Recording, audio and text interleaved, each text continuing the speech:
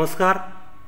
आंबेगाव संवाद शोध वेगळ्या बातमीचा या वृत्तवाहिनीच्या सर्व दर्शकांचे मनपूर्वक स्वागत. बातमी मुसळधार पावसाची.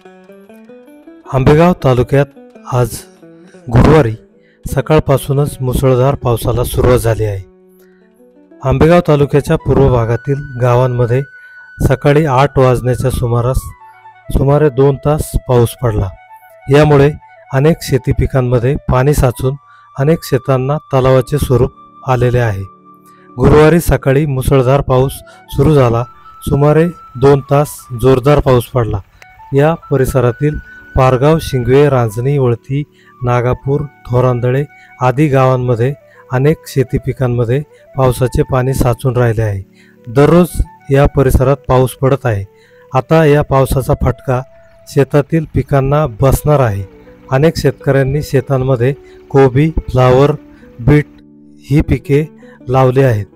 परंतु आता या पिकांमध्ये पावसाचे पाणी साचून राहिले असल्याने ही रोपे सडून जाण्याची भीती शेतकऱ्यांनी व्यक्त केली आहे.